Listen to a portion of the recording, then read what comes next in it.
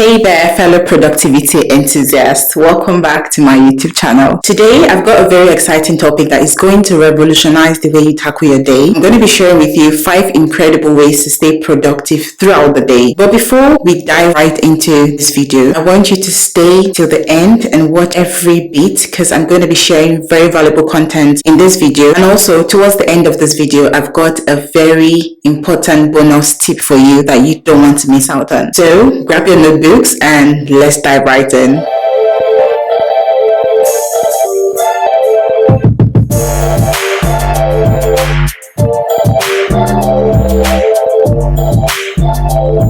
Hello again. For those that are just seeing my face for the first time, welcome. Thank you for clicking on this video. My name is Sandra Silvanus and I'm a registered nurse and a content creator living in London. Now, we all know how difficult it is for us to stay productive throughout the day. We've got so many distractions. We've got family we need to attend to. We've got work we need to attend to, and a couple of other life factors. Some we have power over and the others we just can't do anything about it. And naturally, as human beings, we have a very short attention span, and this causes a lot of distractions when you're going about your various activities throughout the day. And that's why I've come with this video to share tips on how you can stay productive throughout the day. There's so many things, so many ways you can stay productive throughout the day. For the sake of this video, I'm going to be sharing 5 incredible ways that you can stay very productive throughout the day and at the end of your day achieve great results. First up, let's talk about the importance of a solid morning routine. I know some of us just sleep, wake up, jump up and just dive right into the day's activities without any proper planning. Now, one thing you have to know is that it's not ideal to just get up from your bed and just dive right in without absorbing your environment to start with, or even coming up with what you want to do, taking some time to meditate. Some people wake up and do some meditation, say a prayer, try to do one thing or the other. This is just a period you want to recollect yourself, and most of us might underestimate this actually, but spending about 10 to 15 minutes after you wake up to plan or to think about what you want to do for the day or just meditate, if you start incorporating that, trust me, you are going to see the difference. This is not just me speaking words. This is something that you should try out for yourself, and you're going to see the absolute change within yourself. You're going to feel it, and you're actually going to see it manifest in your activities throughout the day. Most of us know that how you start your day sets the tone for the rest of it. So from today, once you wake up, don't just be in a haste to jump right into the activities you've got for the day. Some of us don't even plan. We just take it as it comes, like, okay, whatever comes, I'm just going to go with the flow. As little as doing some deep breathing exercises when you wake up, doing some stretches, doing some yoga, whatever you do, just take out 10 to 15 minutes of your time after you wake up to incorporate some of these techniques, as they're going to be very, very helpful throughout the rest of your day. Now, having talked about the importance of having a solid morning routine, let's talk about the next thing, which is prioritization and time blocking. Now, prioritization and time blocking is all about organizing your tasks and allocating a specific time slot to each of these tasks that you have outlined. Now, this technique will ensure that you stay focused and accomplish your goals efficiently. Now, like I stated earlier, most of us just wake up from our beds and just jump right into doing whatever activities we can lay our hands on. But it's always very important to plan out your task. As they say, if you fail to plan, you plan to fail. The first thing you want to do to make sure that you follow this routine on a daily is to get a daily planner for yourself. I personally have got a daily planner, and what I do is once I wake up every morning and I say my prayer, read some scriptures, I also incorporate some stretches from time to time. And once I'm done with this very quick, solid morning routine of mine, I go right ahead to plan my day using my daily planner, of course. And so I scribble out each task that I've got for the day. And it's not just about scribbling activities you've got for the day. Make sure that they are realistic. Some of us just go about writing out a bunch of things that you know you're not going to be able to achieve during the whole day. Now, the goal here is not just to write down things that you've got lined up for the day. The goal is actually to be more specific. And by being more specific, I mean allocate a time slot to each of these activities. Now, take for example, if I'm scribbling out an activity for the day and I'm saying, okay, I'm going to go for a run, I would scribble out 15 minutes as the time slot for that activity. Now, what scribbling out your activities and also allocating a time slot to each of them would help you do is it will help you stay focused. And aside from staying focused, you'll be able to complete complete these goals efficiently and effectively. And by the time you prioritize and also incorporate time blocking, this is going to help you avoid distractions. And this will lead us to our next point, which is eliminating distractions. Distractions can be severe productivity killers. But fear not, I have some fantastic strategies to help you eliminate these pesky distractions and stay laser focused on your work. Now, the first way to eliminate distraction is to declutter and organize your workspace. Now, your workspace can just be anywhere that you intend to carry out your activities. Now, if you don't have a designated workplace, that's fine as well. The key is to have a clutter-free environment, because if your environment is clustered with a lot of items, you've got things on the floor, you've got everywhere scattered, it doesn't help you to actually think properly. And I speak for myself, but I'm sure a lot of people watching this video would be able to relate as well. Whenever my environment is cluttered and things are not in the right order as they should be, I just cannot focus on something because I'm not comfortable within my environment. So you want to declutter. If you've got a particular workspace where you carry out your activities, like an office, that's fine for you. And if you haven't got an allocated workspace, just make sure that your environment is clean. It helps you think and it helps to broaden your horizon as well. Now, another way you can eliminate distraction is to designate a dedicated space. I know I just said previously that you don't have to have that allocated workspace if you don't have one, and that's fine. But in terms of eliminating distractions, if you can, it's always advisable to have an allocated workspace where you do your work. For instance, if you're a content creator, it's always advisable to have a workspace. And when I say workspace, it could be an office, it could be a spare room that you don't always use, it could be just a corner of your room, or just basically having a specific desk that you use to carry out activities. Like I said, if you're a content creator, having a particular desk where you go to edit your content or you just go to brainstorm, it creates this separation, and you find out that you're going to achieve more if you leave your bedroom space and go to this designated desk of yours to do your editing, for instance. Now, I've used content creator because I'm one as an example, but this can affect you in whatever sphere of activities you're trying to carry out. As long as you have a designated workspace, it helps to boost your productivity, and I really recommend that you have one if you don't have one at the moment. Just create out that small portion of area in your room where you can just work and know that this place is only allocated to work activities and nothing fun. It would help to spoil your mind, and your mind just knows that whenever I'm in this space, it's all about productivity and producing results. Try this and thank me later. Now, the third way to eliminate distractions is to minimize digital distractions. Now, sharing this tip, I think this one, I'm still a work in progress when it comes to this as well. So you're not alone. You're not just the one struggling. It is so hard for us to eliminate that distraction when it comes to always checking up what's going on social media. I think this is where we consume majority of our time, because it starts from, I'm just going to watch one video, to I'm just going to watch 3 videos, 4 videos, and before you know what's going on, you spend the last 2 hours watching videos in an Instagram or YouTube or whatever the case might be, and you've abandoned all your tasks and activities for the day. And this is where time blocking comes into play, which is allocating time slots to your activities. Because if you allocate time to your activities, then you know that in 15 minutes I need to finish this, so you're not going to get distracted within this 15 minutes. So you see, everything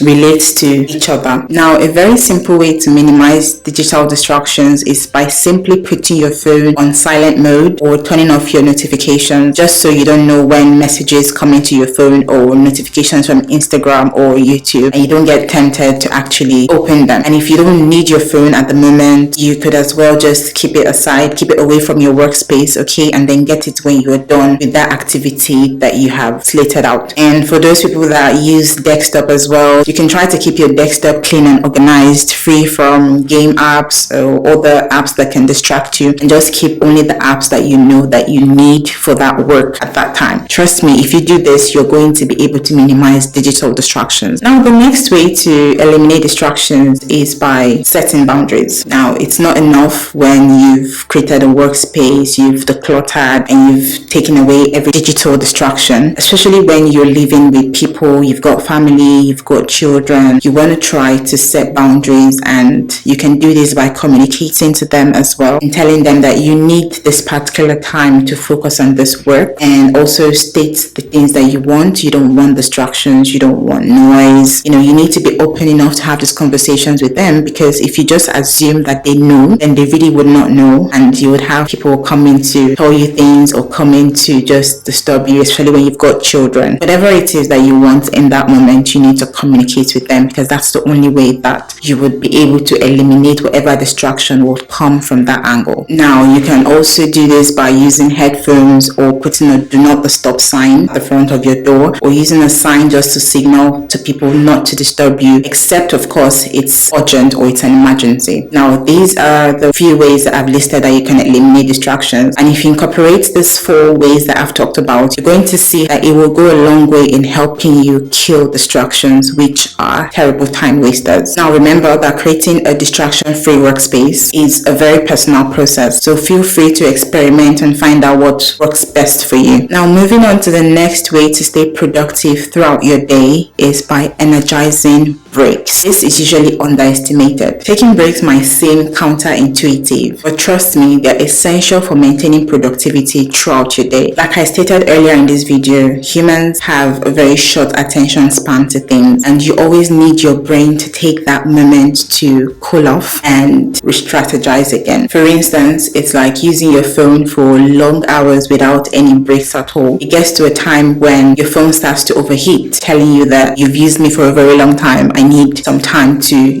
cool off. And when you keep your phone and you stop using it, you notice that it starts to cool down actually, and the phone gets ready to be used again. So this is the same way our brain works. If you keep overloading your brain with activities without taking out some breaks, you're going to exhaust yourself and exhaust your brain as well, and you might even end up breaking down. Now, when I say take breaks, I don't mean take extreme amount of breaks. So there are organized ways in which you can take your breaks, and that's where I said I was going to share a very important bonus tip at the end of this video. So keep watching till the end to get that bonus tip. It's going to tell you how to manage your time effectively and how you can incorporate your breaks in an organized manner to still yield you productivity. Now, taking breaks can come in different forms depending on what works for you. When you have completed a set out task within the time slot you've allocated, you can decide to take a short break, a 5 or 10 minutes break, and you can either use this time to just stand up from your chair and do some stretches or some meditation, yoga. You can take this time to just listen to some cool music depending on the genre that you love, or you can even take a walk out on the streets just to get some air, or you can even take this time out to have a healthy snack. Whatever works for you, like I said, however you like to take your break. And by doing this, you don't feel stressed, you feel energized after your break to carry out more activities that you've set out for the day. So please do not underestimate the usefulness of energizing breaks. Last but not the least, let's talk about the power of mindset and self-care. A positive mindset and taking care of yourself are very crucial for long-term productivity. Now, some of us underestimate the usefulness of positive affirmations and visualization in our lives. I'm just going to be sharing with you 3 importance of saying positive affirmations to yourself on a daily basis. Now, the first thing is it helps to boost your self-confidence and self-belief by waking up every day and telling yourself that you worth it, that you matter, you're strong, you're resilient. Saying these words to yourself rather than saying, oh, I can't do this, I can't move, I can't function, you will be able to tell the difference. You keep yourself motivated. Like they say, you are your